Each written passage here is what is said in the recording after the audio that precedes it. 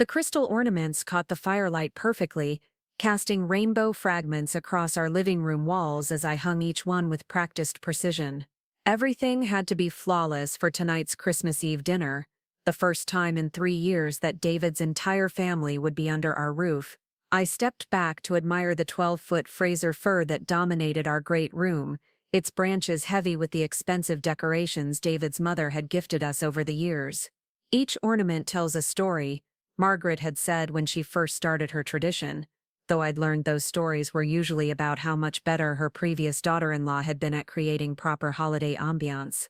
Before we jump back in, tell us where you're tuning from, and if this story touches you, make sure you're subscribed, because tomorrow I've saved something extra special for you. The dining room table gleamed under the chandelier I'd spent the morning polishing, set for 16 with our finest china, the Waterford pattern that had cost more than most people's monthly salary. 22 pounds of prime rib rested in the kitchen, alongside homemade Yorkshire pudding, roasted vegetables and the Christmas pudding I'd been soaking in brandy for weeks. Everything perfect, everything planned, everything designed to finally earn the approval that had eluded me through 5 years of marriage. My phone buzzed against the granite countertop as I arranged the final garnish on the appetizer platters. David's text read, "Running late from the office. Start without me if needed." "You've got this, babe." I stared at the message, feeling that familiar knot of unease that had been growing stronger over the past few months. David's work hours had become increasingly unpredictable, his explanations increasingly vague. The architecture firm he'd joined after our wedding had supposedly landed several major contracts, requiring late nights and weekend meetings that left me hosting family gatherings alone. The doorbell chimed at exactly 6 o'clock and I smoothed my emerald silk dress, chosen specifically because Margaret had once mentioned it was David's favorite color on me, before opening the door to reveal the Thornton family in all their coordinated glory. "Sophia, darling." Margaret swept in with the regal bearing of someone accustomed to being the center of attention, her silver hair perfectly coiffed despite the December wind. Behind her followed David's father Robert, his younger brother Marcus with his wife Jennifer, and their 2 perfectly behaved children who never seemed to wrinkle their clothes or raise their voices. "Margaret, you look stunning," I said, accepting her air kisses while noting how her eyes immediately began scanning the entryway for flaws in my hosting. "The decorations are lovely, dear," she replied in that tone that suggested lovely was a consolation prize. "Though I do hope the house is warm enough. Robert's circulation isn't what it used to be." I assured her the temperature was perfect while helping with coats, mentally adding another item to the growing list of ways I apparently fell short of Thornton family standards. David's ex-wife Claire had been a pediatric surgeon who somehow also managed to create magazine-worthy holiday displays while never appearing to break a sweat. Preparing and narrating this story took us a lot of time, so if you are enjoying it like this video, it means a lot to us. Now back to the story. The family settled into the living room while I served champagne and canapés, the conversation flowing around me like water around a stone. They discussed mutual friends I'd never met, family traditions from before my time, and business connections that seemed to multiply with each glass of Dom Perignon. I played my familiar role as the gracious hostess, refilling glasses and laughing at appropriate moments while feeling increasingly invisible. "Where's David?" Robert asked, checking his Rolex with the practiced air of a man whose time was measured in billable hours. "He's finishing up a big project at the firm," I explained, repeating the excuse that had become my standard response to his frequent absences. "He should be here any moment." Margaret's perfectly plucked eyebrows rose slightly. "On Christmas Eve. How devoted he is to his work." The way she said it made devotion sound like a character flaw, and I felt heat rise in my cheeks despite the perfectly controlled temperature Robert had worried about. Dinner proceeded with military precision. The prime rib was perfectly pink, the wine pairings drew compliments, and even the Yorkshire pudding rose to impressive heights. But David's empty chair seemed to grow larger with each course, drawing glances and subtle comments about the demands of modern business. "I remember when David was starting his career," Jennifer said, cutting delicate bites of beef while her children sat motionless as china dolls. "He was so passionate about sustainable architecture.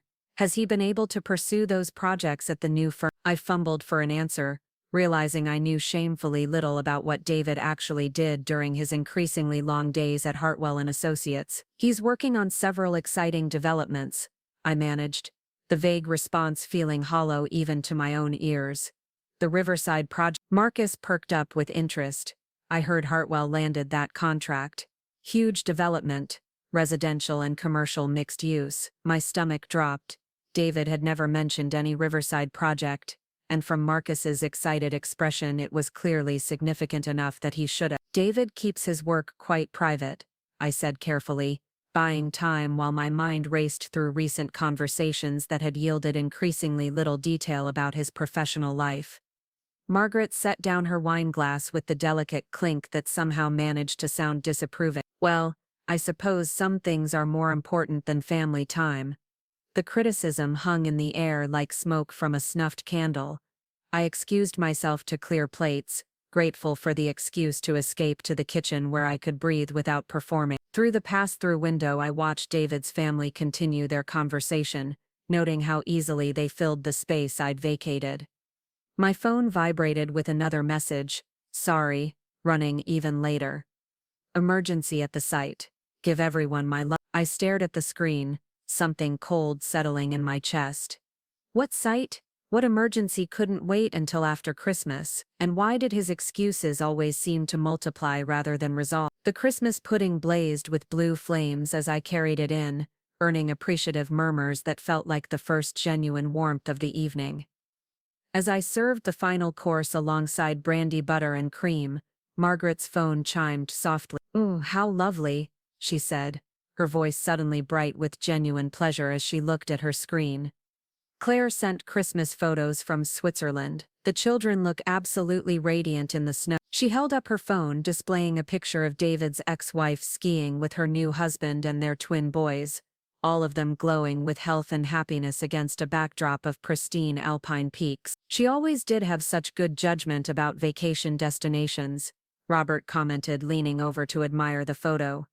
Remember their trip to Tuscany? Now that was a properly planned holiday. I forced a smile while serving pudding, each comment about Claire's superior choices feeling like tiny cuts. The woman had been gone from David's life for 7 years, yet she remained a golden standard against which I was perpetually measured. I'm sure David would love to see these, Margaret continued, her fingers already working to share the photos. Such a shame he's missing such a lovely family evening. The irony wasn't lost on me. Here I was hosting his family while he worked late, and they were sharing vacation photos with his ex-wife instead of acknowledging my effort. Jennifer's youngest chose that moment to finally break character, knocking over his water glass in a cascade that soaked the linen tablecloth and sent everyone jumping up with napkins. The child burst into tears, the first genuine emotion anyone had displayed all evening. "Ooh, sweetie, it's okay," I soothed, gathering towels while his parents flustered over the mess. "Accidents happen. I'm so sorry, Sophia," Jennifer said, her perfect composure finally cracking. "He's been excited about Christmas all day.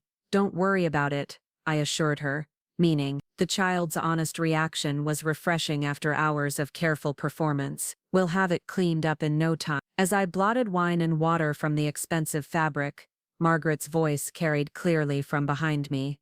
"Well, at least someone knows how to handle unexpected situations with grace." The backhanded compliment stung more than direct criticism would have. I was competent enough to clean up messes, apparently, even if I couldn't measure up to Claire's vacation planning abilities. The evening wound down with mechanical efficiency. Gifts were exchanged, a cashmere scarf from Margaret that was beautiful but impractical, a coffee table book about architecture from Robert that felt more like homework than a present. I gave them carefully chosen items I'd spent weeks selecting, a vintage first edition for Robert's collection, a silk scarf from Margaret's favorite designer, thoughtful presents for the children that showed I'd been paying attention to their interests. The gifts were received with polite appreciation that felt rehearsed, the kind of gracious acceptance that said, more about good breeding than genuine pleasure.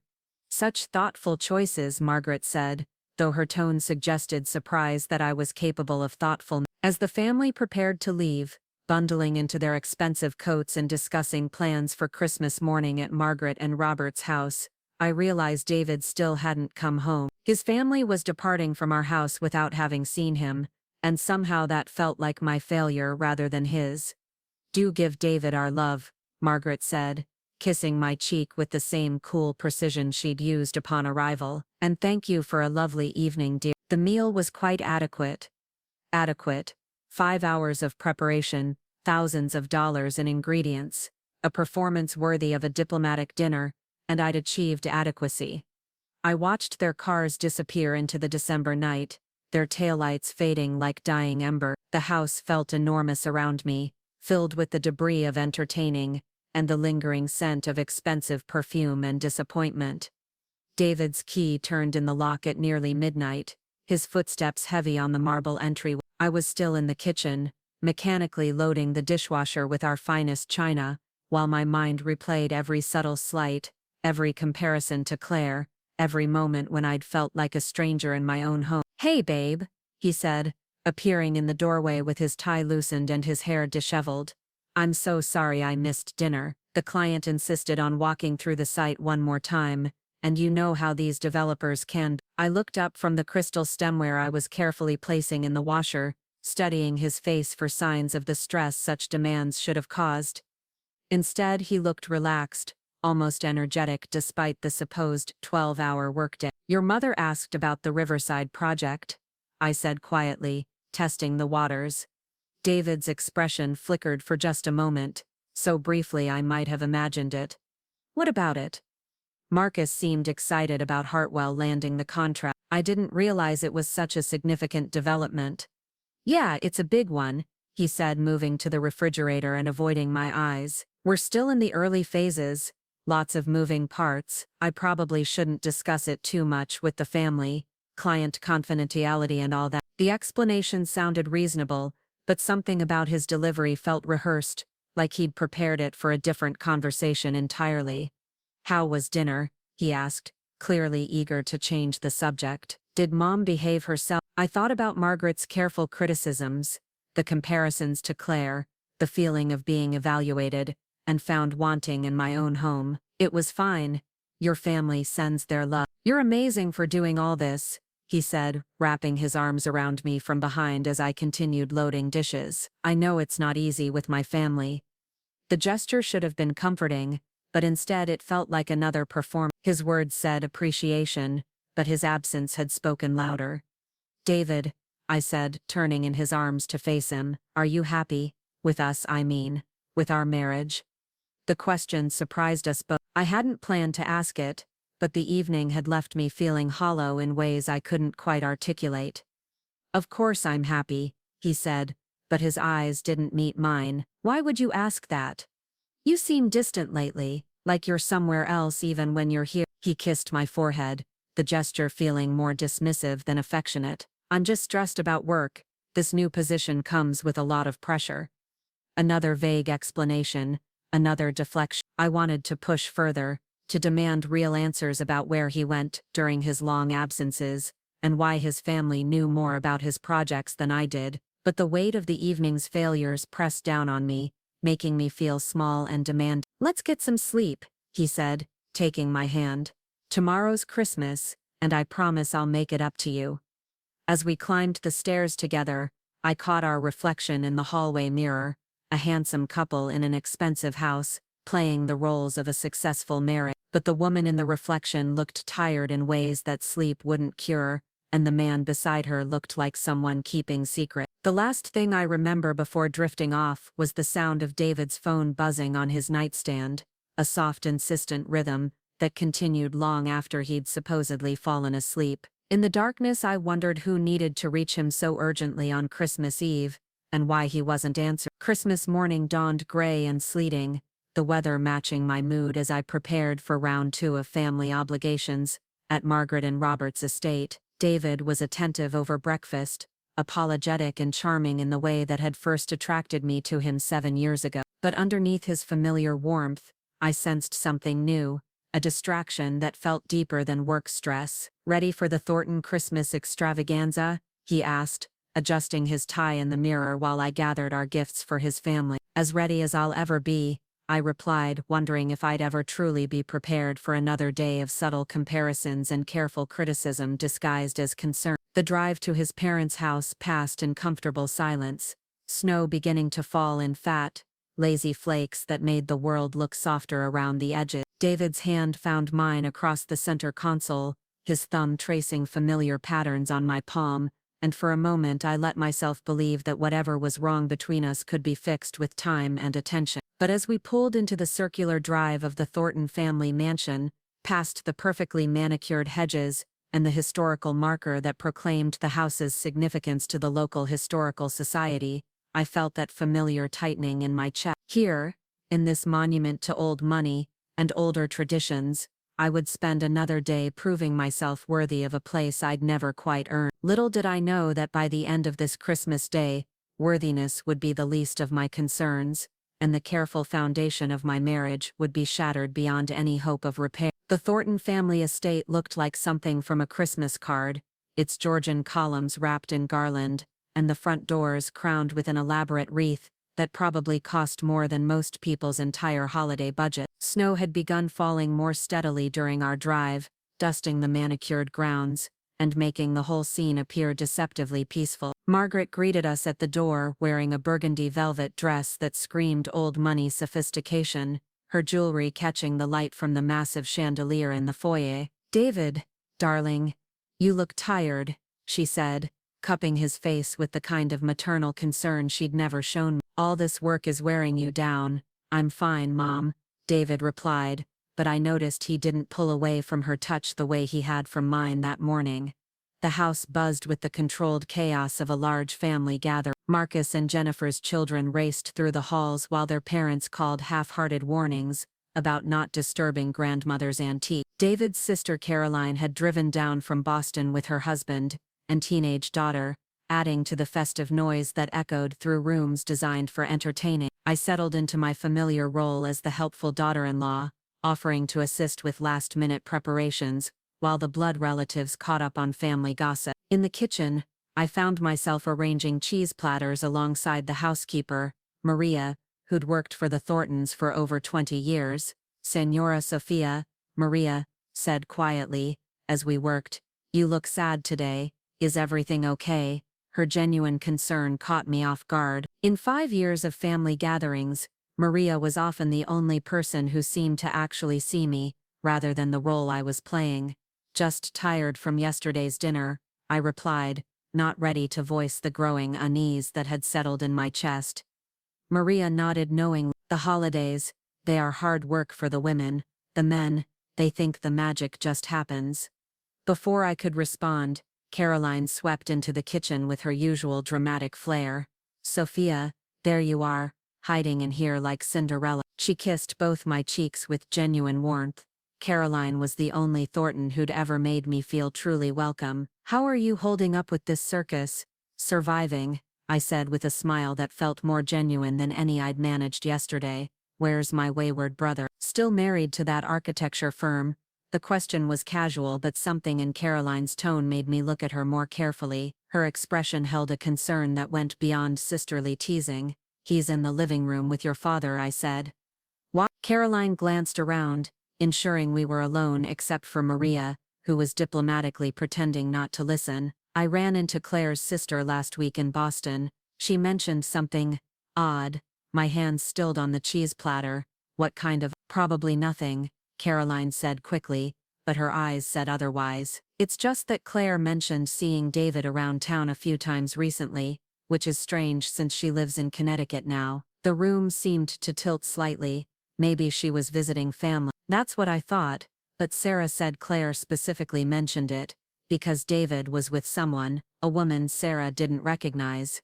The knife I was holding clattered against the marble counter. Maria immediately stepped closer, steadying my elbow with a gentle hand. "I'm sure it was nothing," Caroline continued, her voice growing more uncertain. "A work colleague or client, probably. I just thought, well, I thought you should know someone mentioned it."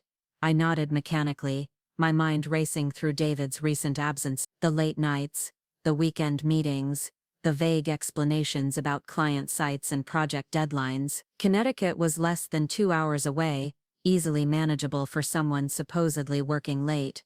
Thank you for telling me, I managed, my voice sounding distant to my own ear. Caroline squeezed my arm. I probably shouldn't have said anything, especially today. It's just that your family and family looks out for each other.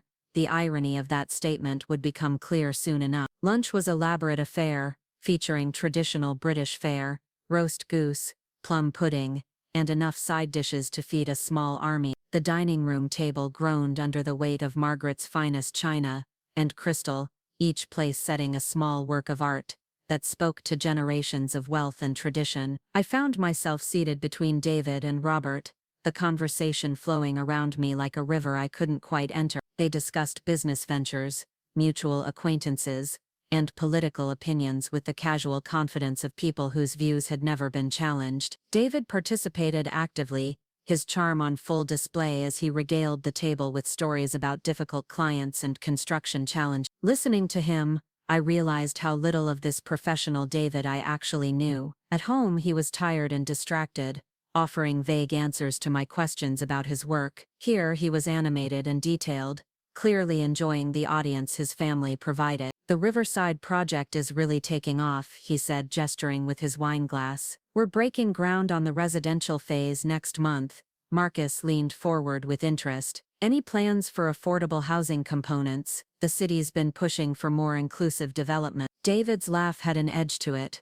You know how these developers are, profit margins trump social consciousness every time. I watched him navigate the conversation with practiced ease, offering just enough detail to sound authoritative while revealing nothing that could be verified. It was a performance I realized as carefully orchestrated as my own efforts to fit into his family.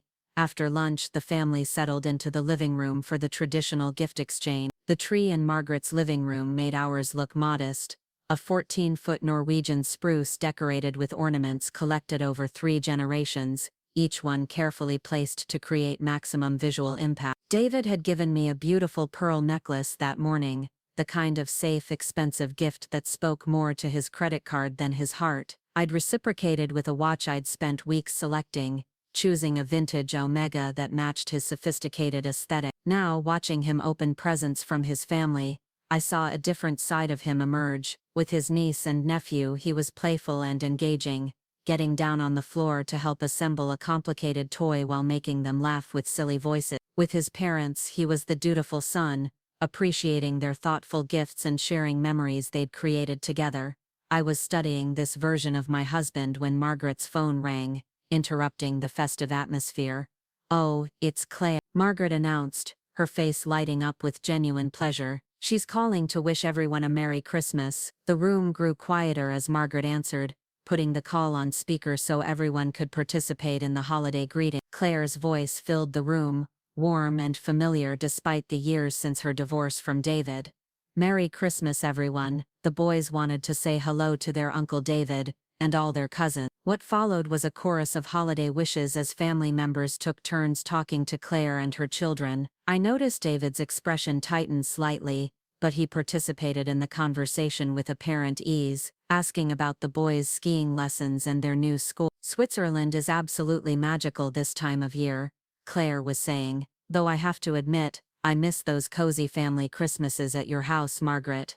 "We miss you too, dear," Margaret replied, and I caught the pointed look she shot in my direction. "The house isn't quite the same without your special touches." Heat rose in my cheeks as the implicit comparison hung in the air. Even from thousands of miles away, Claire remained the gold standard against which I was measured. "Actually," Claire's voice took on a different tone, "there's something I wanted to mention. I hope this isn't awkward, but I thought the family should know." The room fell completely silent. David had gone rigid beside me, his knuckles white as he gripped his coffee cup. "I've been meaning to call Margaret privately, but since we're all here," Claire paused, and in that silence, I felt the world begin to shift. I ran into David a few weeks ago when I was visiting my sister in Hartford. He was having lunch with a lovely young woman. Margaret's eyes immediately found mine, her expression unreadable. Around the room, family members exchanged glances while David stared at the floor as if it might open and swallow him. "Of course, I assumed it was work-related," Claire continued, her voice carefully neutral. "But then I saw them again at the Marriott downtown, and they seemed quite close. I thought perhaps David hadn't mentioned his business trips to Connecticut, and maybe the family should know in case there's something going on. The silence that followed was deafening. I could hear my heartbeat in my ears, feel the weight of every eye in the room. David remained motionless beside me, neither confirming nor denying what we'd all just heard. "Well," Margaret said finally, her voice sharp with something between concern and anger, "David, perhaps you'd like to explain these business trips none of us knew about." David lifted his head slowly, his face pale but his expression defiant. "I don't think my work schedule is really anyone else's business."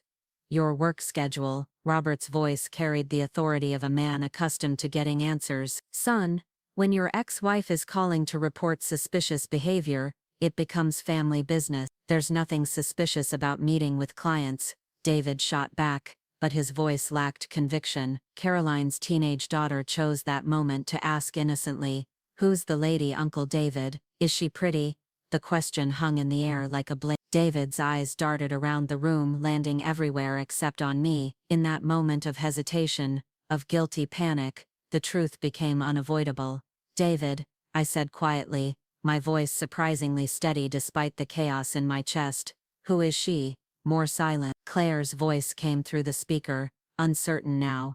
"I'm sorry, I didn't mean to cause trouble. Maybe I should go." "No," Margaret said firmly, "don't go anywhere, Claire." "David, answer your wife's question." The command in her voice was absolute, the tone of a mother who would tolerate no more evasion from her child. David looked at me then, and in his eyes I saw something that made my blood turn to ice. Not just guilt but relief. Relief that the charade was finally over. "Her name is Amanda," he said quietly. "She's a project manager at the firm." The words hit me like physical blows. A name, a profession, a real person who had been occupying the space in my husband's life that I thought belonged to me. "And how long has this been going on?" Margaret's voice could have cut glass. David's jaw tightened. 6 months. 6 months. Half a year of lies, of late nights and weekend meetings that were actually stolen moments with another woman. 6 months of me planning dinner parties and family gatherings while my marriage crumbled in secret.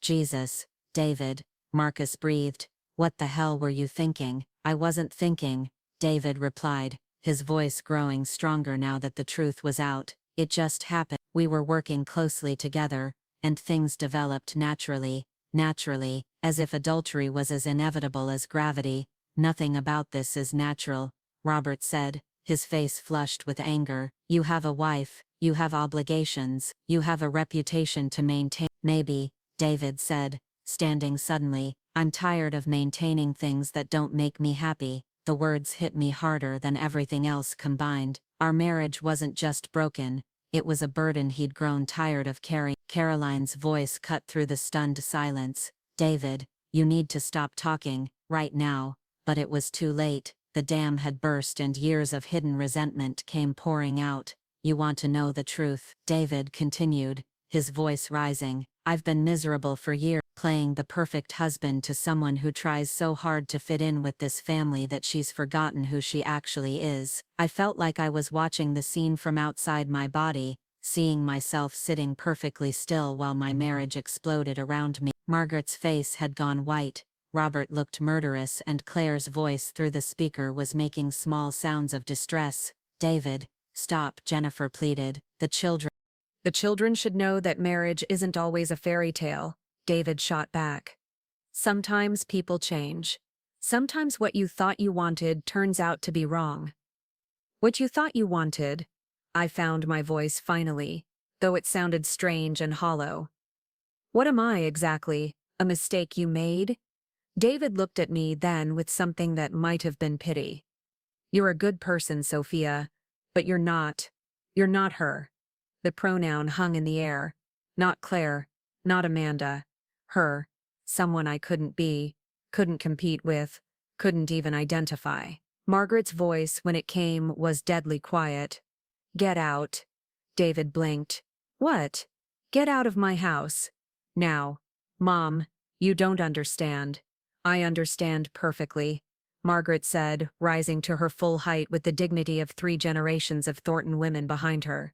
"You've humiliated your wife, embarrassed your family, and ruined Christmas for everyone here. You're not welcome in this house until you've figured out how to behave like the man we raised you to be." Robert nodded grimly. "Your mother's right. Leave. Now." David looked around the room one more time, his eyes finally meeting mine. For a moment I thought I saw regret there, maybe even pain, but then his expression hardened into something I'd never seen before, resentment mixed with relief. "Fine," he said, grabbing his coat from the back of his chair.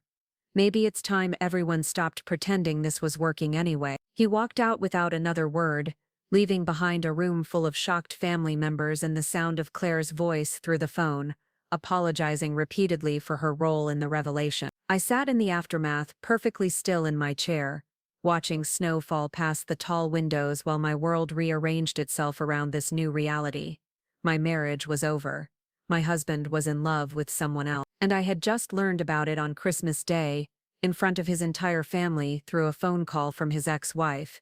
But strangely, underneath the shock and pain, something else was stirring. A cold, crystalline anger that felt almost cleansing. Because as I replayed the last 6 months of lies and excuses, of subtle dismissals and growing distance, I realized that David hadn't just betrayed our marriage, he'd made the mistake of underestimating me completely. And that, I was beginning to understand, might be the biggest error in judgment he'd ever made.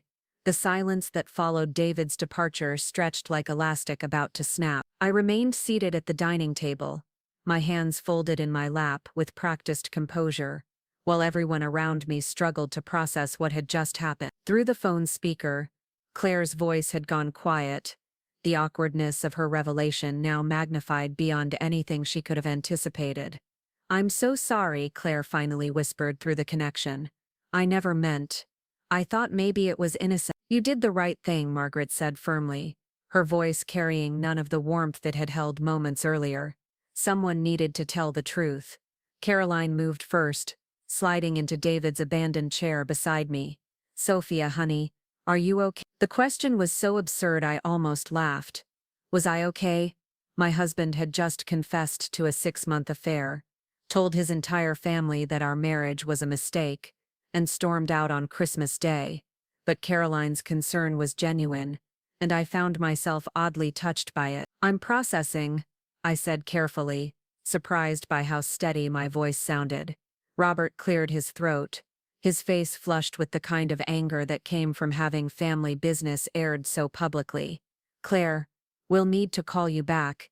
This isn't something to discuss over speakerphone." "Of course," Claire replied quickly. "Sophia, if you need anything, I know we're not close, but I want you to know that what David did is inexcusable. Support from my husband's ex-wife wasn't something I'd ever expected to need, but I found myself grateful for it nonetheless." "Thank you, Claire. Enjoy the rest of your holiday." After Margaret ended the call, the room fell into another uncomfortable silence. The children, sensing the adult tension, had retreated to the far corner where they played quietly with their new toy. Jennifer and Marcus exchanged meaningful looks while Caroline kept her hand on my shoulder like an anchor. "Well," Margaret said finally, setting her phone down with deliberate precision, "I suppose we need to discuss what happens next." I looked at her, noting the steel in her eyes that reminded me exactly where David had inherited his ruthless streak.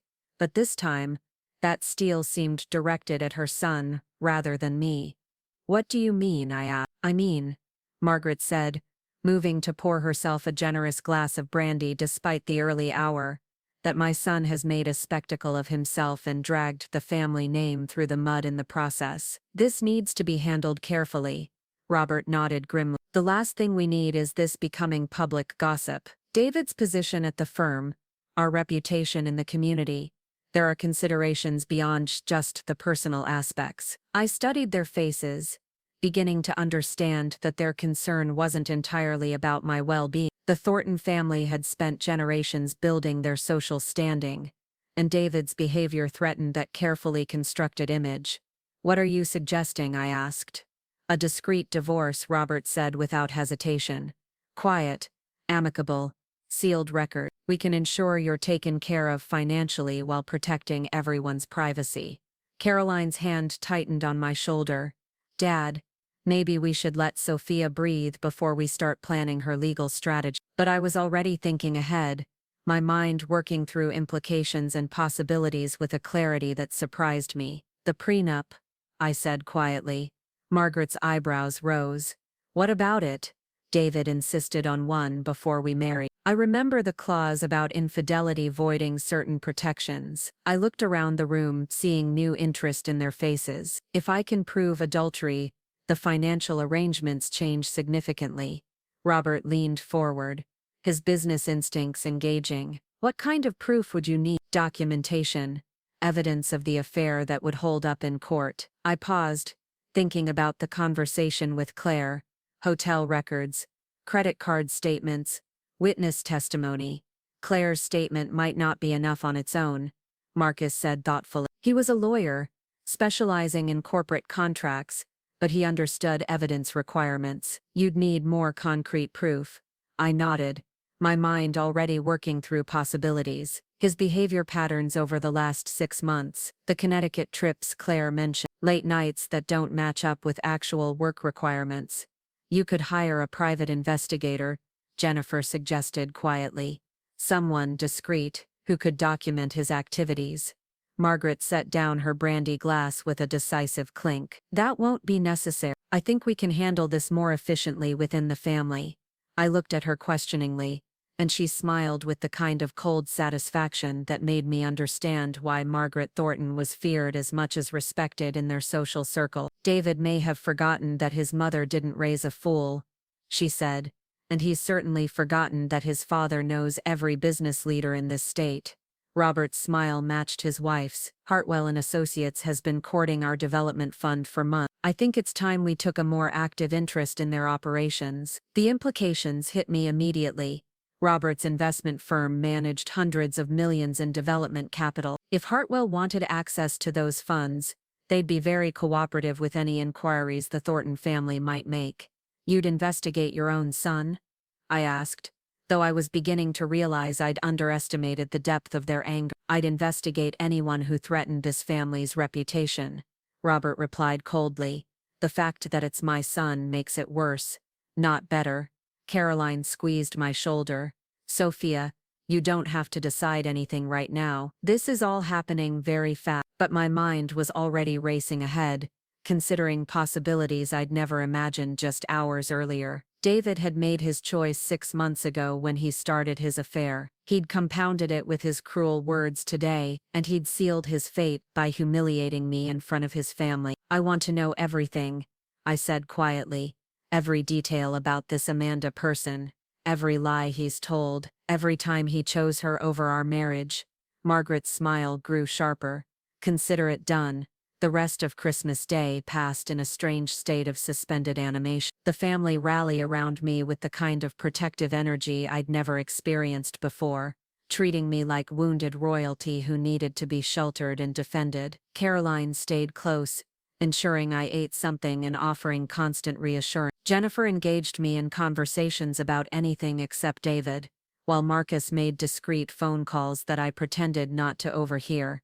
But it was Margaret who surprised me most. The woman who had spent 5 years finding fault with everything I did suddenly became my fiercest advocate, making calls to old friends who might prove useful and drafting what sounded like battle plans for the coming conflict. You know, she said during a quiet moment when we found ourselves alone in her study, I always wondered if David appreciated what he had in you. I looked at her in surprise. You did.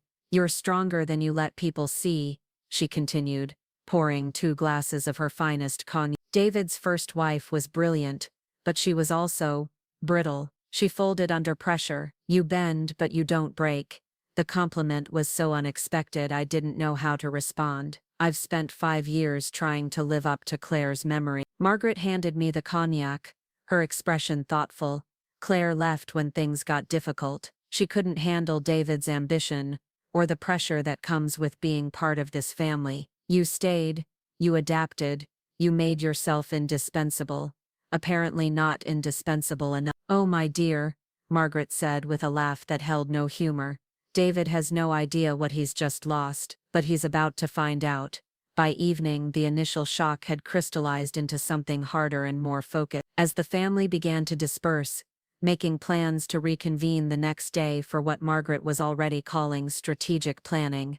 I found myself thinking not about what I'd lost, but about what I might gain. Caroline drove me home, both of us silent during the 20-minute journey through neighborhoods, decorated with Christmas lights, that now seemed to mock the day's revelations. When we pulled into my driveway, she turned off the engine but made no move to leave. "Are you sure you want to stay here tonight?" she asked. "You could come back to Mom and Dad's, or stay at my hotel." I looked at the house David and I had shared for 3 years, its windows dark and unwelcoming. "No, this is my home." "He's the one who left." Caroline nodded approvingly. "Good for you, but promise me you'll call if you need anything. Anything at all." "I promise." She hugged me tightly before I got out, and I watched her drive away before unlocking my front door and stepping into the silence of my transformed life. The house felt different now, charged with possibility and threat in equal measure. Every room held memories that would need to be re-examined, every shared possession that would need to be evaluated in light of David's betrayal. But instead of feeling overwhelmed, I felt oddly energized. In the kitchen, I found a bottle of wine David had been saving for a special occasion, and opened it without ceremony. If discovering your husband's affair on Christmas Day wasn't special enough to warrant good wine, nothing was. My phone buzzed with a text from Margaret. "Robert's meeting with Hartwell Monday morning. We'll have answers by Tuesday." I smiled, taking a sip of David's expensive Bordeaux. Margaret wasn't just offering support, she was offering resources, the kind of resources that could turn my humiliation into David's nightmare. Another text, this one from Caroline. "Found Amanda's LinkedIn, sending details tomorrow." I set down my wine glass, my hands suddenly steady with purpose. They weren't just helping me, they were actively investigating the woman who'd destroyed my marriage. The Thornton family, for all their faults, protected their own, and apparently I was now firmly in that category while David had banished himself from it. A third text appeared, from Marcus.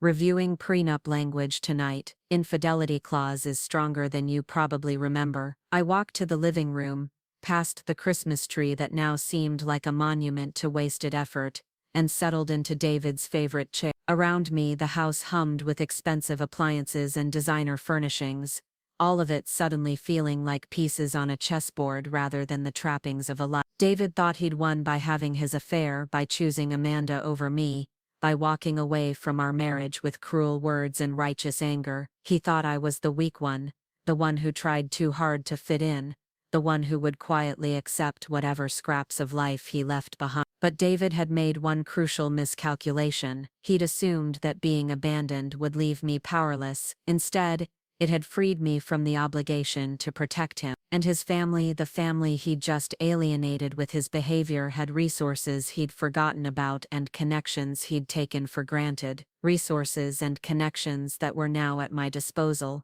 I picked up my phone and scrolled through my contacts, until I found the number I was looking for. Angela Reeves had been my college roommate, now one of the city's most ruthless divorce attorneys. We'd stayed in touch over the years, meeting for lunch every few months, to catch up on life and career. The phone rang twice before Angela's familiar voice answered, slightly slurred from what was probably a post-Christmas wine celebration. "Sophia, everything okay? It's pretty late for a social call." "Angie," I said, surprised by how calm I sounded. "I need a lawyer, and not just any lawyer. I need someone who can destroy my husband so completely that he'll spend the rest of his life regretting the day he decided to cheat on me." There was a pause, then Angela's voice came back sharp and professional despite the late hour. "What happened?" "He's been having an affair for 6 months. He confessed today in front of his entire family, told me our marriage was a mistake and walked out. That fucking idiot." Angela breathed. "Does he have any idea who he just handed the keys to the kingdom?" I smiled, taking another sip of David's wine. "Not yet, but he's about to find out. I'll be at your house first thing tomorrow morning. Don't sign anything, don't agree to anything, and don't let him back in the house without a witness present." "What about the prenup?" Angela's laugh was sharp and predatory. "Honey, if he admitted to adultery in front of witnesses, that prenup just became your best friend. He's about to discover that cheating on a Thornton family daughter-in-law was the most expensive mistake of his life. After we hung up, I sat in the darkness of my living room, watching the Christmas tree lights blink in their programmed patterns. Tomorrow the real work would begin. Tomorrow I would stop being the abandoned wife and start being the woman who made David pay for every lie, every betrayal, every moment he'd spent with Amanda while I planned our life together. But tonight, I would finish his wine and plan my next moves, with the cold precision of someone who had finally stopped playing defense. After all, David had taught me something valuable today. Sometimes the people you underestimate are the ones who destroy you most completely. And I was just getting started. Angela Reeves arrived at my door at 8 o'clock sharp on December 26th, carrying a leather briefcase that looked like it could contain either legal documents or weapons of mass destruction. Knowing Angela, it was probably both. She swept into my foyer with the predatory grace of a shark who'd smelled blood in the water, her sharp suit and sharper smile making it clear that David was about to face a very different kind of opponent than he'd bargained for. "Jesus, Sophia," she said, looking around the marble entryway with its crystal chandelier and museum-quality art. "No wonder he thought he could walk all over you. This place screams old money privilege. He probably figured you'd roll over rather than risk losing the lifestyle." I led her into the kitchen, where I'd already prepared coffee and laid out the documents I'd spent the night gathering: bank statements, credit card bills, insurance papers, investment portfolios, everything I could find that might prove useful in the coming war. "That was his first mistake," I said, pouring Angela's coffee black the way she'd always preferred it. "He assumed I was more attached to the trappings than I was to my dignity." Angela smiled with genuine appreciation. "Good, because from what you told me last night, we're about to take this man apart piece by piece." She opened her briefcase and pulled out a yellow legal pad, already filled with notes. "Tell me everything again, but this time I want details, names, dates, specific statements he made." For the next 2 hours I walked Angela through the previous 6 months, recounting every suspicious absence, every vague explanation, every moment when David's behavior had seemed off. As I spoke, she took notes with the methodical precision of someone building a case that would be impossible to challenge. "The Connecticut trips are key," she said, circling something on her pad. "If we can establish a pattern of deception about his whereabouts, it strengthens the fraud aspect of his behavior." "You mentioned his ex-wife saw them at a hotel, the Marriott downtown." Claire specifically mentioned they seemed close. "We'll need her formal statement." "Is she willing to testify?" I thought about Claire's mortified apologies during yesterday's phone call. "I think so." She seemed genuinely shocked by what she'd inadvertently revealed. "Good. What about financial records? Any unusual expenditures that might correspond to his affair?" I slid a stack of credit card statements across the table. I pulled everything from the last 6 months. "There are several charges in Connecticut that he never mentioned, plus some expensive jewelry purchases that I never received." Angela's eyes lit up as she scanned the document. "Oh, this is beautiful. Look at this: romantic dinners at high-end restaurants, weekend hotel stays, jewelry from Tiffany. He's been financing his affair with marital assets while lying to you about his whereabouts. Is that illegal?" "It's fraud, breach of fiduciary duty, and dissipation of marital assets. With the infidelity clause in your prenup, this is going to cost him everything." She looked up from the statements with the kind of smile that probably terrified opposing counsel. "How much do you know about this Amanda person?" "Just her name and that she works at his firm." Caroline mentioned she found her LinkedIn profile. As if summoned, my phone buzzed with a text from Caroline. "Outside, have intel." I let her in, noting the manila folder she carried, and the determined expression that reminded me strongly of her mother. Angela introduced herself with the kind of professional warmth that said she recognized a valuable ally when she saw one. "I spent the morning doing research," Caroline said, spreading papers across my kitchen island. "Amanda Fletcher, 28, project manager at Hartwell and Associates for 2 years, previously worked at a smaller firm in divorced, no children, lives in a condo downtown that's definitely above what her salary should support." Angela leaned forward with interest. "How do you know about her finances?" Caroline's smile was pure Thornton calculation. "Marcus has a friend at the bank that holds her mortgage." Amanda's monthly payments are twice what someone in her position should be able to afford. Someone's been helping with the bills, David, I said, understanding immediately. David, Caroline confirmed. But here's where it gets interesting. I also found her social media account. She's been posting photos from expensive restaurants and weekend getaways for the past 6 months, places that match David's credit card charges exact. She spread out printed screenshots of Instagram posts. Amanda at the same Hartford restaurant where David had charged a $300 dinner. Amanda wearing jewelry that matched the Tiffany purchases on his statement. Amanda at a spa resort that corresponded with one of his supposed business trips. She's been documenting their entire affair. Angela breathed, her voice filled with professional admiration. This woman just handed us a complete timeline of their relationship with photographic evidence.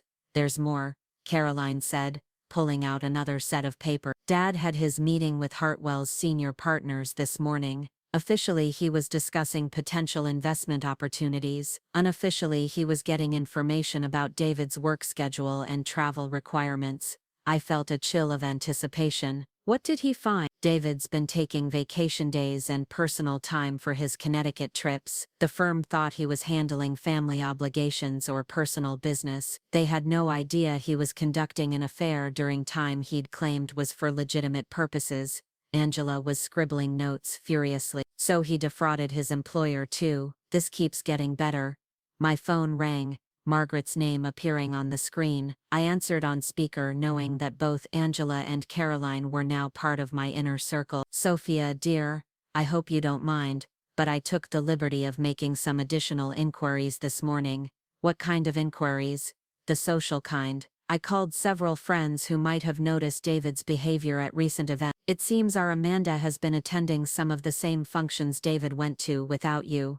I felt a stab of pain, remembering the charity galas and business dinners David had claimed were boring networking events, where spouses would be out of place. The Riverside Project fundraiser in November, Margaret continued, the Architectural Association dinner in October, the United Way gala last month. David brought Amanda as his guest to all of them, introducing her as a colleague. Angela was practically vibrating with excitement. Public appearances, multiple witnesses, this establishes their relationship as open and ongoing, not just a private affair. There's more, Margaret said, her voice carrying a note of cold satisfaction. Patricia Worthington was at the United Way event. She mentioned that David and Amanda were staying at the same hotel, though they pretended to arrive separately. Caroline and I exchanged glances. Patricia Worthington was the biggest gossip in their social circle, but she was also meticulous about her facts. If she said she saw something, it was true. Margaret, Angela said, leaning toward the phone. This is Angela Reeves, Sophia's attorney. Would Mrs. Worthington be willing to provide a formal statement about what she observed? Oh, absolutely. Patricia's furious about being deceived. She feels David made a fool of her by lying about his relationship status. She's more than happy to help expose his deception.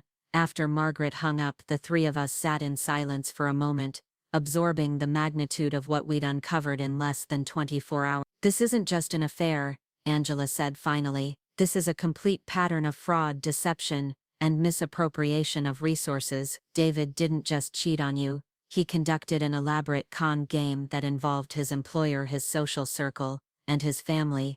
What does that mean legally? I asked. It means we're not just talking about a standard divorce anymore.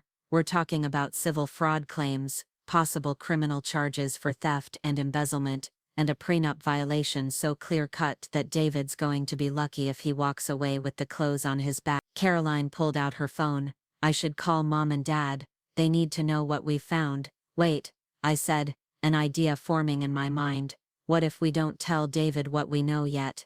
Angela raised an eyebrow. What are you thinking? He walked out yesterday assuming I'd be devastated and helpless. He thinks he holds all the cards because he's the one who chose to leave. What if we let him keep thinking that for a while? Go on, Angela said, her tone suggesting she liked where this was heading. He'll probably try to come back in a few days, expecting me to beg him to work things out. Or he'll want to discuss the divorce on his terms, thinking he can control the narrative. I looked at both women, feeling a surge of confidence I'd never experienced before. What if we let him walk into a trap instead? Caroline's smile was pure predator. Let him dig himself deeper while we document everything. Exactly. If we confront him now, he'll lawyer up and start covering his tracks. But if we wait, if we let him think he's in control, he'll keep making mistakes, Angela finished, and every mistake he makes strengthens our position. She leaned back in her chair, studying me with new respect. You know, when you called last night, I thought I was taking on another wealthy woman's divorce case. But this is something different, isn't it? I thought about David's cruel words yesterday, about his assumption that I would quietly accept whatever role he assigned me in his life, about years of trying to earn approval from people who had already decided I wasn't worthy. David spent our entire marriage assuming I was weak, I said. He built his affair on the assumption that I would never fight back, and yesterday he humiliated me in front of his family because he thought I had no power to hurt him in return. And now, Caroline, now I'm going to prove that the biggest mistake he ever made was underestimating me. Angela closed her briefcase with a decisive snap. All right then, here's what we're going to do. We're going to let David think he's winning while we build an airtight case that will destroy him financially, professionally, and socially, but we need to be smart about it. She pulled out her phone and began making notes. First, we document everything he tries to take from the house. Second, we monitor his movements and activities. Third, we gather formal statements from everyone who witnessed his deception. And fourth, we let him keep spending money on Amanda while we track every penny. How long do we wait? I asked. Through New Year's, Angela said without hesitation. Give him enough rope to hang himself. Let him think he's free to pursue his new relationship openly. By the time we're ready to strike, he'll have created a paper trail so damning that no judge in the country would side with him. My phone buzzed with a text from David. Coming by tonight to get some things. Will only take what I need. The three of us looked at the message, and I felt a surge of anticipation rather than dread. Perfect timing, Caroline said. Should I respond? I asked. Angela nodded. Tell him that's fine. Be gracious, be understanding, be everything he expects you to be. I typed back, of course, I'll make sure I'm here to let you in. And Sophia, Angela said as she gathered her papers, when he comes tonight, I want you to pay attention to everything he takes, everything he says, and every excuse he gives, because by the time we're done with him, those details are going to matter. After they left, I spent the afternoon preparing for David's visit. Not the way I'd prepared for family dinners or social events, but the way a general prepares for battle. I set up my phone to record, positioned myself near windows for better lighting, and mentally rehearsed the role I needed to play, the abandoned wife who was still hoping for reconciliation, because that's what David expected to find when he returned tonight, a broken woman who would accept whatever crumbs of attention he offered. Instead, he was about to walk into the opening move of a game he didn't even know we were playing, and I was going to enjoy every minute of his destruction. David's key turned in the lock at exactly 7:30, the sound sharp in the silence I'd carefully orchestrated. I was positioned in the living room, a glass of wine in my hand, and tissues strategically placed on the coffee table. The picture of a woman drowning in grief, the Christmas tree lights cast their programmed patterns across the room, creating the perfect backdrop for the performance I was about to give. Sophia? His voice carried a note of uncertainty as he stepped into the foyer. I'm here. In here, I called, letting my voice waver just enough to suggest barely contained emotion. He appeared in the doorway wearing jeans and a sweater I'd given him last Christmas, his hair slightly disheveled and his face carrying the kind of studied casualness that screamed guilt. In his hand was an empty duffel bag, evidence of the practical nature of his visit. How are you holding up? He asked, hovering near the entrance as if afraid to come closer.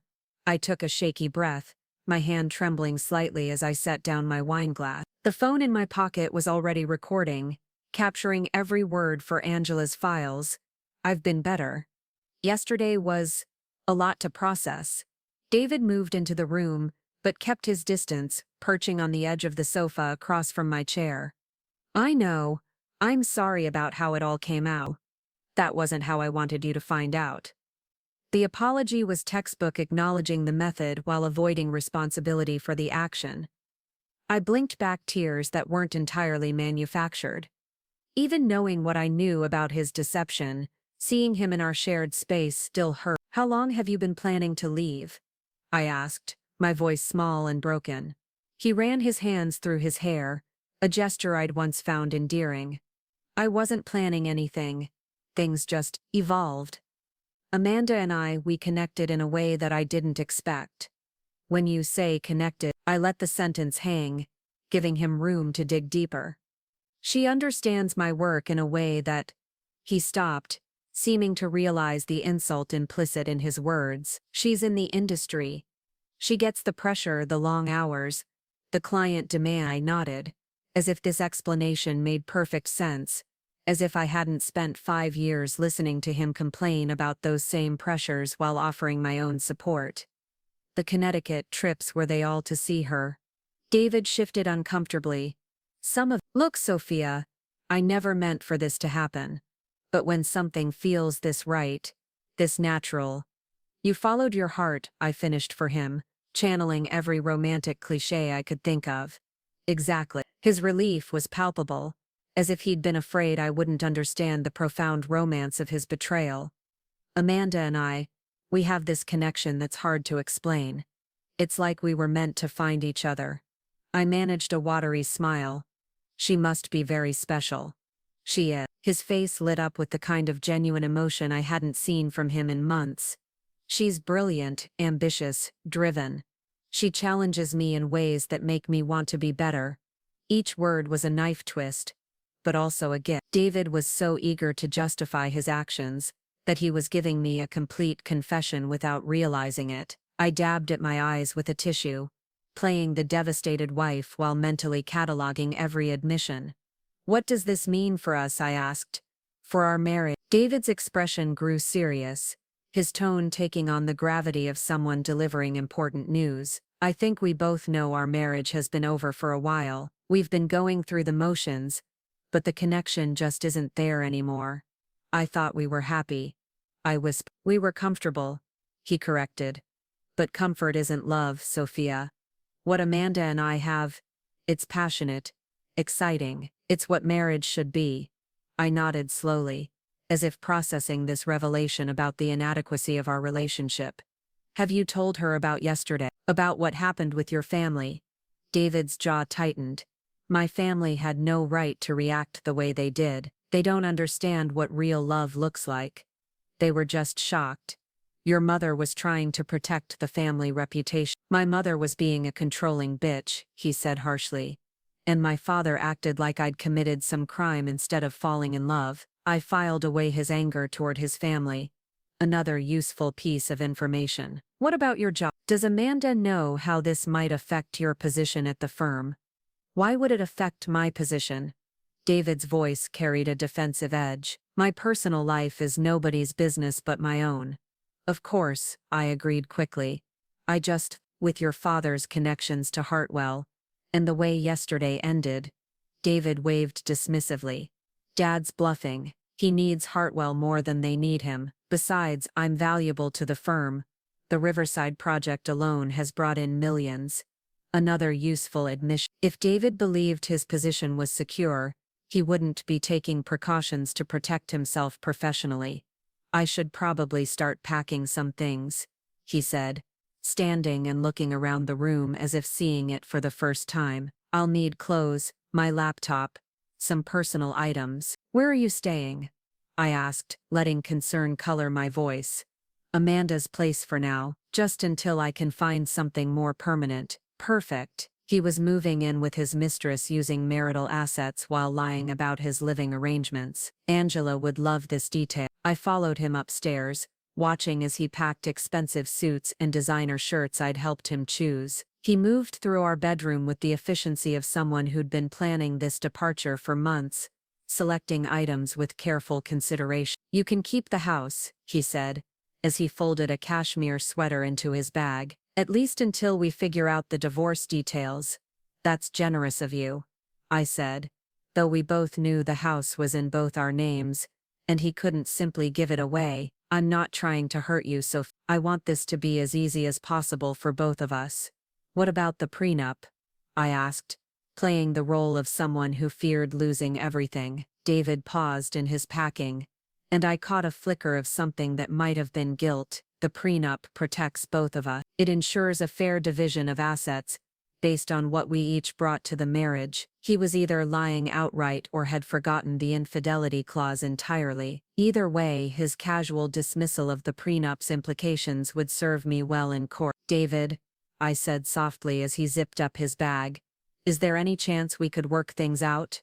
Maybe try counseling?" The hope in my voice was Oscar-worthy, and David's response was exactly what I'd expected. "Sophia, honey, we can't fix something that was never really right to begin with. You deserve someone who loves you the way you deserve to be loved, and I've found someone who makes me feel alive again."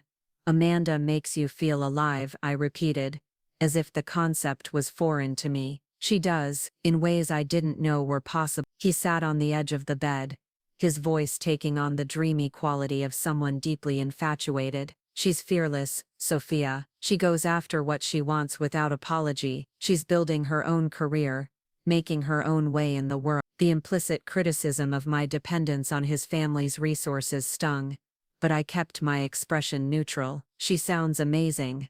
"She is, and she deserves someone who can give her everything, not someone who's tied down by obligations and expectations from the past." Obligations and expectations, that's what our marriage had become in his mind, a burden preventing him from his true happiness. "I should go," he said, standing and shouldering his bag. "Amanda's making dinner, and I promised I'd be there by 8:30. The casual mention of his dinner plans with his mistress while his wife sat in their shared home was breathtaking in its callousness, but it was also exactly the kind of detail that would paint him as a heartless opportunist in divorce proceedings. "Will I see you again?" I asked, walking him to the front door. "To talk about arrangements? Of course, we'll need to discuss the divorce process, property division, all of that, but maybe we should involve lawyers to keep things professional."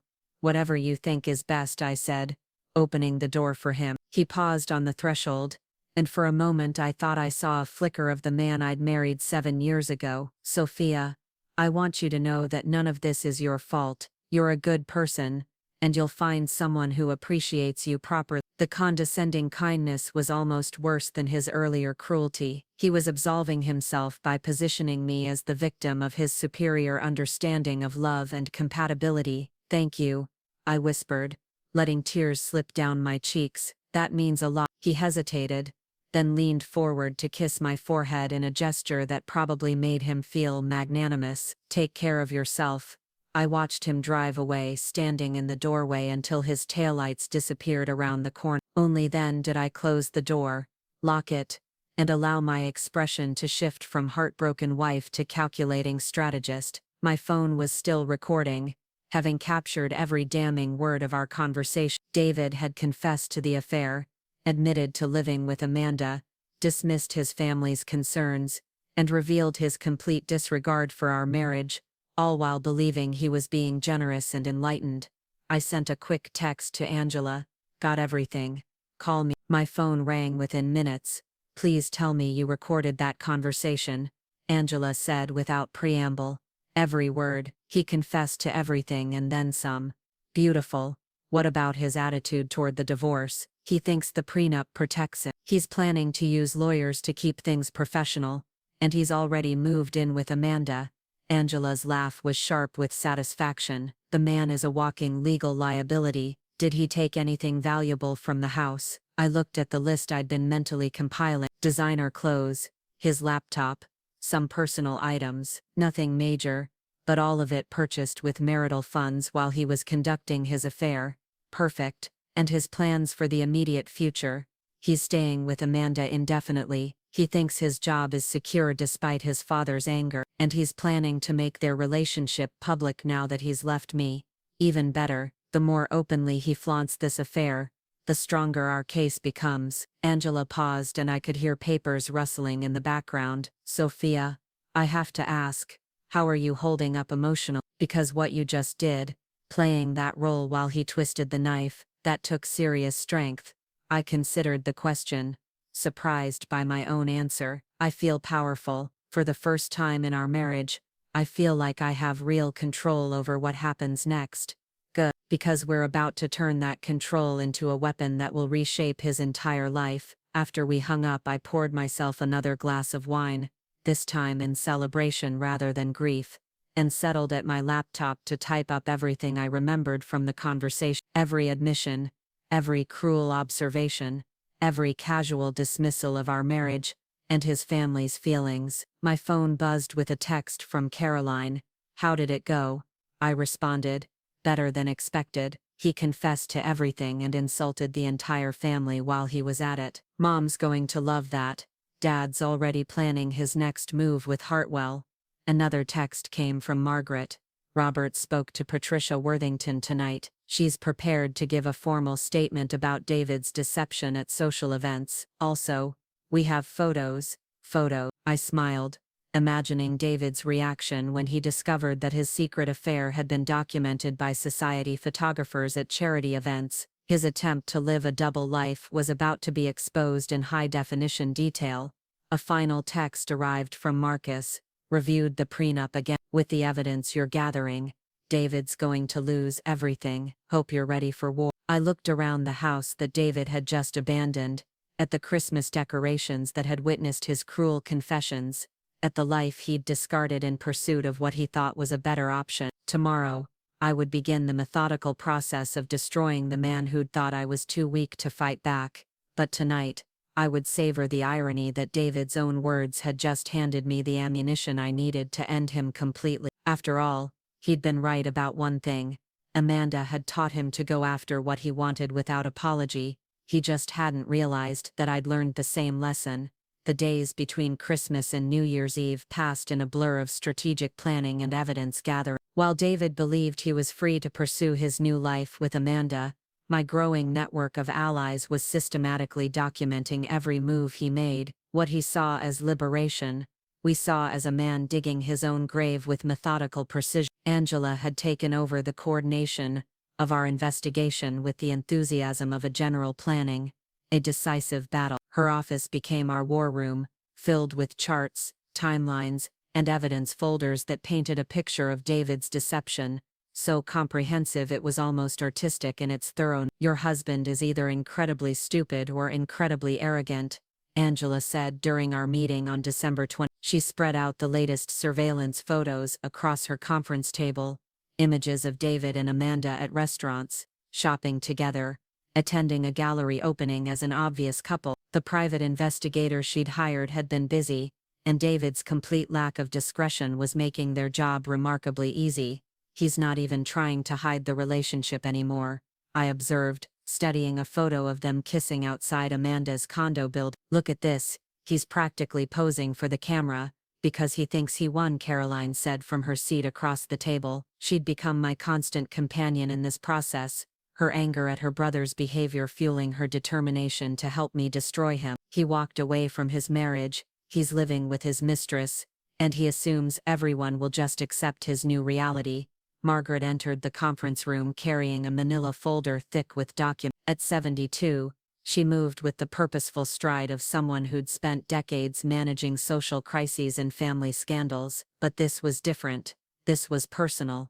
"Patricia Worthington came through beautifully," she announced, setting down the folder. Not only did she provide a detailed statement about David's deception at social events, but she's rallied half the charity circuit to document their interactions with him and Amanda. She opened the folder to reveal a treasure trove of evidence. Photographs from charity galas showing David and Amanda together, credit card receipts from restaurants where they'd dined publicly, witness statements from society figures who'd observed their behavior. "The Metropolitan Museum fundraiser in November," Margaret continued, pointing to a professional photograph. "David told you he was attending a boring architectural summit, correct?" I nodded, remembering how he'd dismissed my suggestion that I accompany him. "Well, here he is at the museum's cocktail reception, clearly enjoying himself with his colleague." Margaret's voice dripped with disdain. "And here's the guest list showing that Amanda was his registered +1. Angela leaned forward with interest. "He officially brought her as his date to multiple events: the United Way Gala, the symphony opening, the Children's Hospital benefit. Each time he registered her as his guest while telling his wife he was attending tedious business function." I felt a familiar stab of pain, remembering how David had made those events sound like professional obligations, rather than opportunities for public dates with his mistress, but the pain was quickly replaced by satisfaction as I realized what this evidence meant. This proves premeditation, Angela said, making notes. He wasn't just having an affair, he was conducting a public relationship while actively deceiving his wife about his activities. There's more, Margaret continued. Robert's investigation at Hartwell has revealed some interesting inconsistencies in David's work schedule. She pulled out another set of documents, official timesheets, project reports and calendar entries that painted a damning picture of David's professional dishonesty. The Connecticut trips he claimed were for client meetings, half of them were taken as personal vacation days, the weekend work sessions, charged to projects that didn't require his presence, the late nights he complained about, most of them were actually early departures from the office. Caroline whistled low. He's been lying to everyone. His wife, his employer, his family. How did he think this wouldn't catch up with him? Because he assumed no one would investigate, I said, understanding David's psychology better than I'd ever wanted to. He thought I'd be too devastated to fight back. His family would eventually accept his decision, and his firm would never question his productivity as long as he delivered results. Angela tapped her pen against the table. The question is, what do we do with all this evidence? We could file for divorce immediately and destroy him in court, but something tells me you have a bigger plan in mind. I looked around the table at the women who'd become my inner circle. Angela with her legal expertise, Caroline with her family connections, Margaret with her social network. Each of them had resources David had forgotten about or taken for granted. New Year's Eve, I said quietly, David and Amanda are attending the Riverside Project launch party. It's a major industry event, lots of important people from the development world. How do you know that? Caroline asked. Because I still have access to his calendar. He never changed his password. I pulled out my phone, showing them David's detailed schedule. He's been planning this for weeks. It's supposed to be their public debut as a couple. Angela's eyes lit up with understanding. You want to crash the party. I want to do more than crash it. I want to make sure David's new life implodes in the most public way possible. Margaret leaned back in her chair, a smile playing at her lips. What did you have in mind? David thinks he's untouchable because he believes his work is valuable to Hartwell. But what if his employers discovered that he's been defrauding them? What if his industry contacts learned about his pattern of deception? What if his new girlfriend found out exactly what kind of man she's involved with? You're talking about destroying his career, Caroline said, not sounding particularly bothered by the prospect. I'm talking about consequences, I corrected. David made choices based on the assumption that there wouldn't be any real repercussions. He calculated that the benefits of his affair outweighed the risks, because he underestimated the costs. Angela was nodding slowly. A coordinated revelation at the industry party. Maximum impact, maximum witnesses. But we need to be smart about it, I continued. This can't look like a jealous wife's revenge. It needs to look like the natural consequences of his own actions coming to light. Margaret stood and walked to the window, looking out at the city skyline. The guest list for the Riverside party reads like a who's who of the development world. If David's professional reputation is destroyed there, it'll follow him wherever he goes. What about Amanda? Caroline asked. She's going to be collateral damage in this. I felt a moment of sympathy for the woman who'd unknowingly become involved with a man whose capacity for deception ran so deep, but then I remembered the Instagram posts, the expensive gifts bought with marital assets, the public appearances while I sat at home believing David was working late. Amanda made her choices too, I said. She knew David was married when she started the affair. She knew he was lying to his wife when she accompanied him to social events. She's not an innocent victim, she's a willing participant in his deception. Angela pulled out her calendar. The party's in 3 days. That's not much time to coordinate everything. We don't need much time, I replied. We just need to make sure the right people receive the right information at the right moment. What kind of information? Margaret asked. I looked at the evidence, spread across the table, photographs, financial records, witness statements, employment documentation. Months of David's life laid bare in excruciating detail. Everything, I said simply. His affair, his financial fraud, his professional misconduct, his pattern of deception. I want every person at that party to understand exactly who David Morrison really is. Caroline grinned. This is going to be brutal. It's going to be justice. I correct. David spent 6 months building a house of cards. We're just going to help it collapse at the most inconvenient moment possible. Over the next 2 days, our team worked with military precision. Angela coordinated with the private investigator to ensure we had current surveillance of David and Amanda. Margaret used her social connections to identify key attendees at the Riverside party who would be most influential in spreading the information. Caroline managed the logistical aspects of our plan, ensuring every detail was perfectly timed. But the most crucial element was the package I was preparing for Hartwell and Associates, a comprehensive dossier of David's professional misconduct that would arrive at the firm's executive offices on January 2nd, when the partners returned from their holiday break. The timing is perfect, Angela said as we reviewed the final documents. The party happens on New Year's Eve, which gives the story all weekend to spread through industry circles. Then the formal complaint hits his employers when they're back in the office and focused on business. What about his family? Caroline asked. Are we telling them about the plan? I considered the question carefully. Robert and Margaret had been invaluable in gathering evidence, but they were also David's parents. Despite their anger at his behavior, there might be limits to how far they'd support his complete destruction. We tell them after it's done, I decided. That way they can honestly say they weren't part of planning his downfall, and if they're angry about it, then they'll be angry, I replied, but they'll also understand that David brought this on himself. Angela closed her briefcase with a decisive snap. All right then, tomorrow night, we take down David Morrison. Are you ready for that? I thought about the woman I'd been a week ago, desperate for approval, willing to accept scraps of attention, believing that trying harder would somehow earn me the love I deserved. That woman felt like a stranger now, someone I'd outgrown through necessity and pain. I'm ready. David wanted to see what I was really capable of. Tomorrow night he's going to find out. As we left Angela's office, I felt a strange sense of anticipation rather than nervousness. For the first time in months, I wasn't reacting to David's choices. I was making my own, and unlike his impulsive decision to pursue Amanda, my choices were calculated, strategic, and designed to have lasting consequences. David had taught me that love wasn't enough to protect a marriage. Tomorrow night, I would teach him that betrayal had costs he'd never imagined. The game was almost over, and I was finally ready to play my winning hand. The Riverside Project launch party was held at the Metropolitan Museum's rooftop event space, a glittering showcase of the city's development elite, against the backdrop of Manhattan's skyline. As I stepped out of my car at the museum's entrance, I felt the weight of the moment settling around me like armor. Tonight, David Morrison would learn the true cost of his betrayal. I'd chosen my outfit with the same strategic precision I'd applied to everything else over the past week,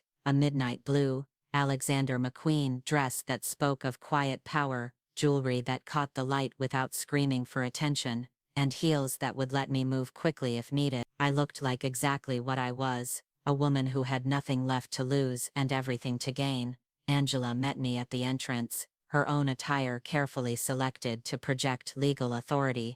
Everything's in position, she said quietly as we walked through the museum's marble hall. The dossier will be delivered to key attendees throughout the evening, and our contact at the Times has agreed to review the story if it proves newsworthy. Caroline appeared beside us, elegant in emerald silk that complemented her mother's refined features. Mom and Dad are already in. They've positioned themselves where they can observe, but won't be obviously connected to what's about to happen.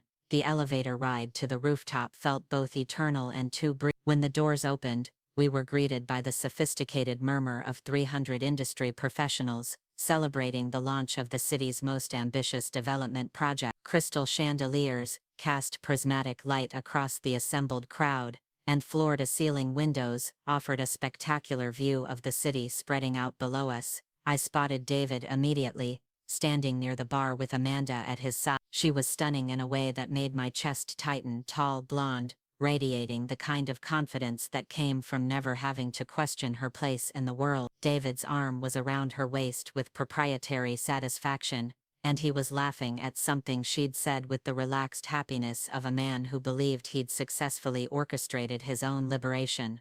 "There they are," Angela murmured, following my gaze, "the picture of domestic bliss." "Not for much longer," I replied, surprised by how calm I sounded. We moved through the crowd with practiced ease, greeting acquaintances and making small talk while positioning ourselves for maximum impact. I'd studied the guest list extensively. I knew which conversations would matter, which people would spread the story fastest, and which professional relationships would be most damaged by the revelations to come. At precisely 9 o'clock, the evening's program began. Richard Hartwell, the firm's senior partner, took the stage to announce the project's significance and thank the team responsible for its success. David was prominently featured in the presentation, his architectural contributions praised, and his professional achievements highlighted for the assembled crowd. "David Morrison has been instrumental in bringing this vision to life," Hartwell continued, his voice carrying clearly through the space. "His dedication to excellence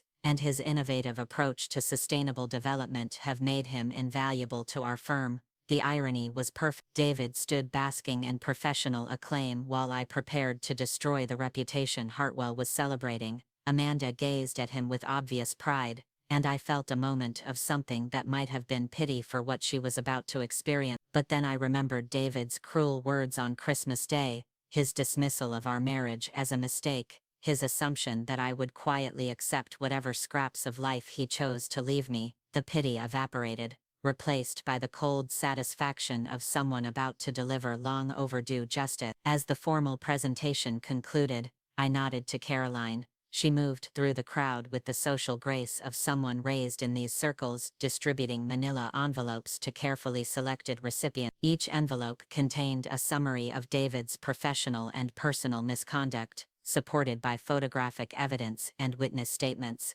The first envelope reached Patricia Worthington, the society columnist whose word carried significant weight in both social and business circles. I watched her face change as she opened it, her expression shifting from curiosity to shock to something that looked like professional excitement. The second envelope found its way to Jonathan Pierce, the development attorney who'd worked on several projects with Hartwell. His reaction was more subtle but equally decisive, a tightening around his eyes that suggested he was already calculating the legal implications of what he was reading.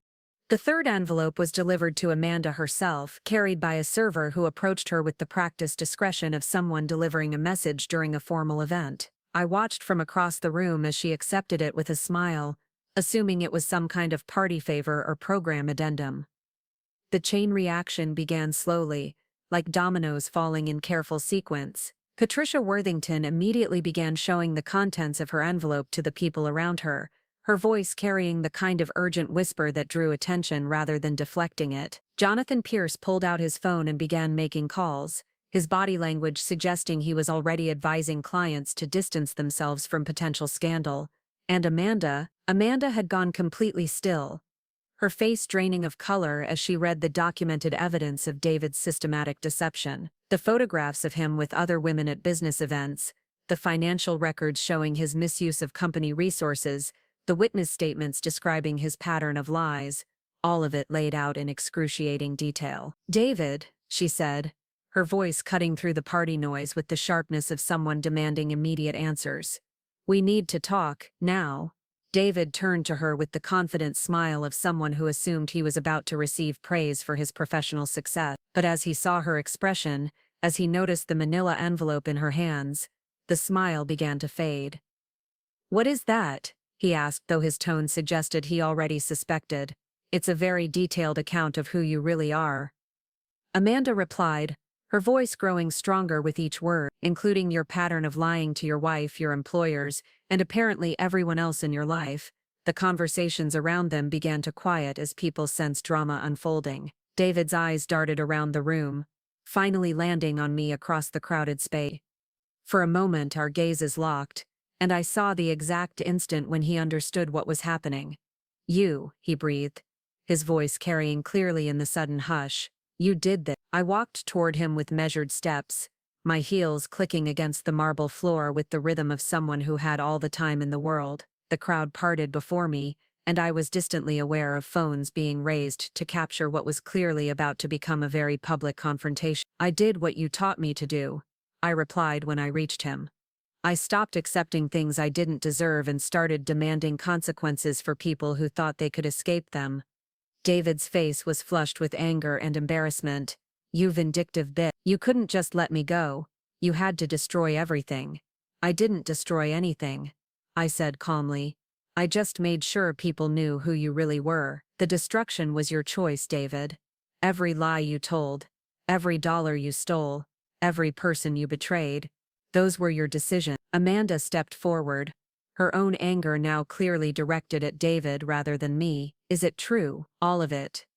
The affairs, the financial fraud, the professional misconduct?" David's jaw worked silently for a moment, clearly calculating whether denial or justification would serve him better. But the evidence was too comprehensive, too well documented to dismiss. "It's complicated," he said finally, the words sounding weak even to his own ears. "Complicated." Amanda's voice rose to a pitch that carried across the entire rooftop. "You've been stealing from your company, lying to your wife and conducting multiple affairs while telling me I was the only one who mattered." Multiple affairs. I felt a jolt of surprise, though I realized I shouldn't have been shocked. If David had been willing to betray me with Amanda, why wouldn't he betray Amanda with someone else? "Amanda, let me explain." "Don't." Her voice cut through his attempt at justification with surgical precision. "Don't say another word to me. Ever." She turned on her heel and walked away, leaving David standing alone in the center of a crowd that was now openly staring at him. The silence stretched for several heartbeats, broken only by the soft clicking of camera phones and the distant sound of traffic far below. Richard Hartwell appeared at David's elbow, his expression thunderous. "My office. Monday morning. Bring your lawyer." "Richard, I can explain." "No explanations," Hartwell said coldly. "Just bring your lawyer, and prepare to discuss the terms of your immediate termination." He walked away, leaving David to face the assembled crowd alone. One by one, former colleagues and business contacts began to drift away from him, their body language making it clear that association with David Morrison was now a professional liability they couldn't afford. I stood watching this systematic abandonment with a satisfaction that felt almost physical. David had built his affair on the assumption that he could control the narrative, that he could leave me and step into a new life without consequence. Instead, he'd discovered that actions had costs he'd never calculated. "Sophia," he said suddenly, his voice carrying a desperate edge I'd never heard before, "we need to talk privately." "I don't think so," I replied. "You said everything you needed to say on Christmas Day, and now I've said everything I needed to say. You don't understand what you've done. My career, my reputation." "Your career was built on fraud," I interrupted. "Your reputation was built on lies." "I didn't destroy anything that wasn't already rotten underneath." David's hands clenched into fists at his sides. "This isn't over." "Yes, it is," I said with finality. "It's completely over. You're going to be fired, investigated, and probably prosecuted. Your professional network will blacklist you. Your family has already disowned you. And your girlfriend just discovered that you're not the man she thought you were." I paused, letting the weight of his situation settle around him like a shroud. "You wanted to know what I was really capable of," I continued. "Well, now you know. I'm capable of ensuring that actions have consequences, that betrayal has costs, and that people who think they can escape accountability are wrong." The crowd around us had grown thicker as words spread through the party about the confrontation unfolding on the rooftop. I could see Margaret and Robert watching from near the windows, their faces unreadable but their posture suggesting they approved of what they were witnessing. "You've lost everything," I said to David, my voice carrying a note of finality that seemed to echo across the space. "Your marriage, your career, your family, your reputation, and you lost it all because you thought you were smarter than everyone else, more deserving than everyone else, more untouchable than everyone else." David's shoulders sagged as the full weight of his situation became clear. "What do you want from me?" "Nothing," I replied.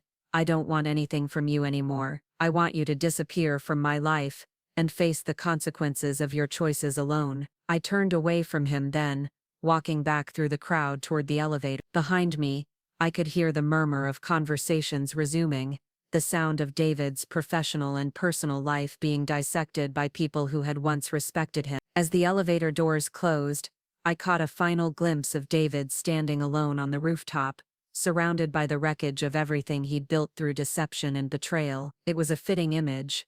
A man who'd thought he could escape accountability finally facing the bill for his choices. The elevator descended in silence, carrying me away from the scene of David's destruction and toward whatever came next. I felt no regret, no sadness, no second thoughts about what I'd done. David had made his choices, and now he was living with the consequences. But more importantly, I had made my choices too. I'd chosen to fight back instead of accepting defeat. I'd chosen to demand justice instead of settling for scraps. I'd chosen to use my power instead of pretending I didn't have it. And as I walked out of the museum into the cool night air, I realized that David's betrayal had given me something unexpected. It had shown me exactly who I was when I stopped trying to be who everyone else wanted me to be. The woman who emerged from that museum was not the same person who'd hosted Christmas Eve dinner 6 days earlier. That woman had been seeking approval, acceptance, love from people who had already decided she wasn't worthy of. This woman knew her own worth, and she was done accepting anything less than she deserved. David Morrison had taught me that love wasn't enough to protect a marriage, but I had taught him something far more valuable, that betrayal, cruelty and arrogance always came with a price. And tonight, that bill had finally come due. Epilogue, New Beginnings. 6 months later, I stood in my newly renovated office, overlooking the city, signing the final documents that would officially launch Morrison Consulting, a firm specializing in crisis management and reputation recovery. The irony of the name wasn't lost on me, though I'd kept David's surname for purely professional reasons. In business, sometimes the most powerful revenge is success. David's prediction that I would find someone who appreciated me properly had come true, though not in the way he'd intended. I'd found myself. The last I'd heard, he was working at a small firm in another state, his career permanently damaged by the investigation that had followed our New Year's Eve confrontation. Amanda had moved to Los Angeles, starting fresh with a new company and a new life, far from the wreckage of their relationship. Margaret and Robert had never explicitly acknowledged their role in David's downfall, but they'd made it clear that I would always be considered family regardless of my divorce status. Caroline had become one of my closest friends, and we often laughed about how David's betrayal had given us something we'd never expected, a genuine relationship built on mutual respect rather than social obligation. Angela had become my business partner, her legal expertise complementing my strategic planning skills. Our client list was growing steadily, filled with people who needed help navigating crises and rebuilding reputation. It turned out that my experience with David's deception had prepared me perfectly for helping others handle their own betrayals and scandals. The divorce settlement had been even more favorable than we'd hoped. The prenup's infidelity clause,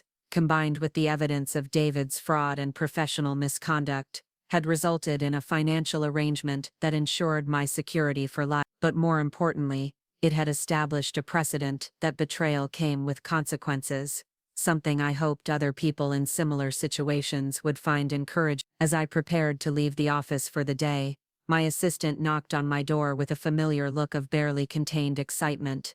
"There's someone here to see you," she said. "He says it's personal." I raised an eyebrow. "Who is it?" "David Morrison. He says he's your ex-husband." I felt a momentary flutter of something, not anxiety, exactly, but a heightened awareness that reminded me of the chess games I'd learned to play so well. "Send him in," I said, settling back into my chair with the kind of calm that came from knowing I held all the advantage. David entered my office looking older, more tired and significantly humbler than the man who'd walked out on Christmas Day. His expensive suits had been replaced by off-the-rack clothing, and his entire demeanor suggested someone who'd learned hard lessons about the lasting consequences of his choices. "Hello, Sophia," he said, standing uncertainly near the door. "David," I replied, neutrally. "This is unexpected." He looked around the office, taking in the expensive furnishings and the view that spoke of significant professional success. "You've done well for yourself." "I have," I agreed. "What do you want?" "I wanted to apologize," he said. the words coming out in a rush. For everything. For the affair, for the way I treated you, for the things I said. I was wrong, and I'm sorry. I studied his face looking for signs of manipulation or calculation. Instead, I saw something that might have been genuine remorse, though it was impossible to tell if he was sorry for his actions or simply for their consequences. "Thank you," I said finally. "I appreciate the apology.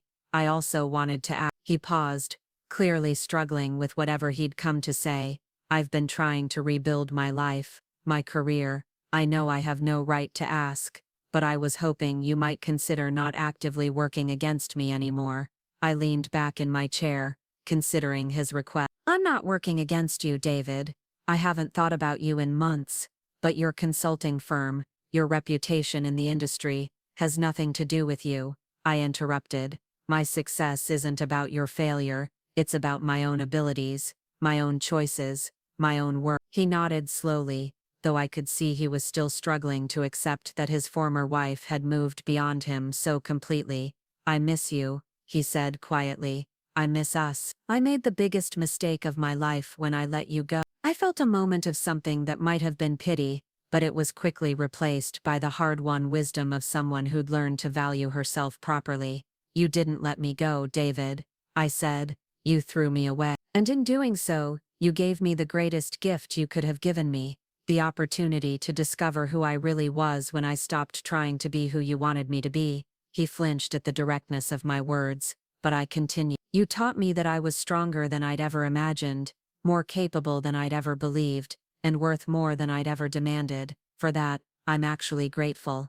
"Does that mean?" He paused, hope flickering in his eyes. "Is there any chance we could try again?" "I know I don't deserve it, but no," I said simply. "There isn't." The finality of my response seemed to deflate him completely. He stood there for a moment, looking like a man who'd finally run out of options and excuses. "I should go," he said finally. "Yes," I agreed. He turned toward the door, then paused. "For what it's worth, I never meant to hurt you the way I did." "I know," I said, "but you did hurt me, and more importantly, you showed me exactly who you were when you thought there wouldn't be consequence." After he left, I sat in my office watching the sun set over the city, reflecting on how completely my life had changed since that Christmas day, when my marriage had exploded in front of David's family. The woman who'd sat in that living room, devastated by her husband's betrayal, felt like a stranger to me now. That woman had been seeking validation from people who would never give it to her. This woman had learned to validate herself. That woman had been afraid of conflict, of confrontation, of standing up for herself. This woman had learned that sometimes the most loving thing you can do is refuse to accept less than you deserve. That woman had believed that love meant enduring whatever treatment you received from the people you cared about. This woman had learned that love meant having enough respect for yourself to demand respect from others. David's betrayal had ended our marriage, but it had also begun something much more valuable, my relationship with myself, and unlike my marriage, that relationship grew stronger every day. My phone buzzed with a text from Caroline. "Dinner tonight. I have news about the foundation." I smiled, typing back, "Absolutely, can't wait to hear." As I gathered my things to leave, I caught my reflection in the office window. The woman looking back at me was confident, successful, and genuinely happy. She'd learned that the best revenge isn't destruction, it's transformation. David Morrison had thought he was trading up when he chose Amanda over me. Instead, he'd given me the opportunity to become someone he could never have deserved in the first place.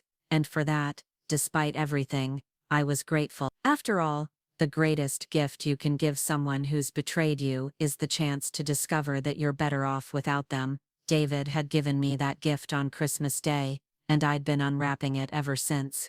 Up next, you've got 2 more standout stories right on your screen. If this one hit the mark, you won't want to pass these up. Just click and check them out. And don't forget to like, subscribe, and turn on the notification bell so you don't miss any upload from us.